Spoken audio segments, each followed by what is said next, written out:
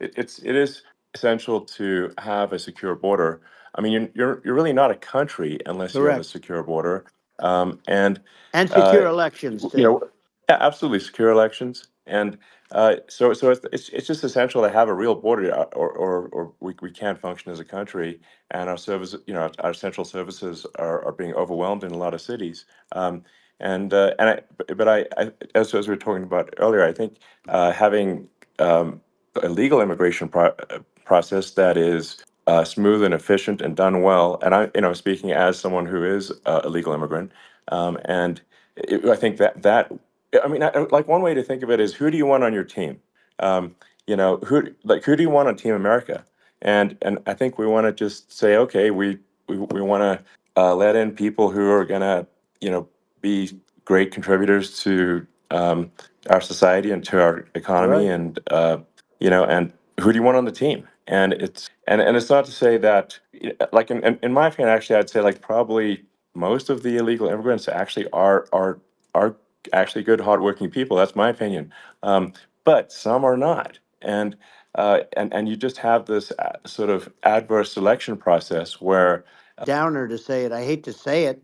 I hate it. But you have a lot of people that just shouldn't be. I think it's a much bigger number than you think. They're I allowing, think you're again, right. they're Yeah. allowing people from their jails.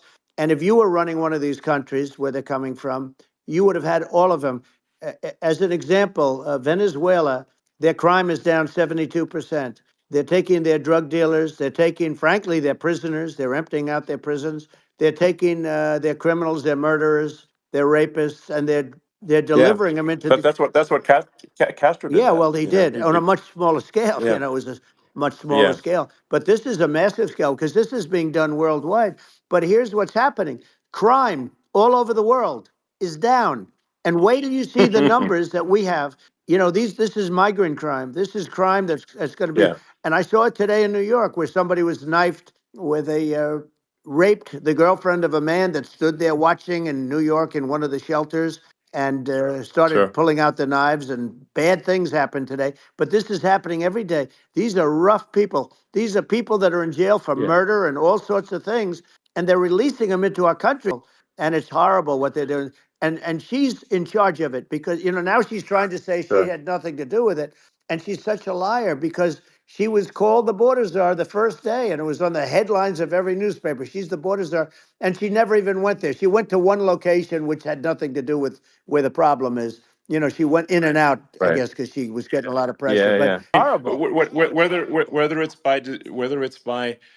Whether it's a question of intention or competence, either way, we don't have a secure border, and we have people streaming over like it looks like a World War Z zombie apocalypse at times. And sometimes you got to sort of wonder, like, is it real or not? So because you see things, you're like, is it real? I went to the border at Eagle Pass, and I saw for myself in Texas, and I was like, okay, it's real. I'm like seeing this in real time. I actually posted the video like just live. I just flew there one day and just to see, hey, is this made up or real? And I'm just seeing people stream across the border, and I have to say, at least the people that I saw did not look friendly.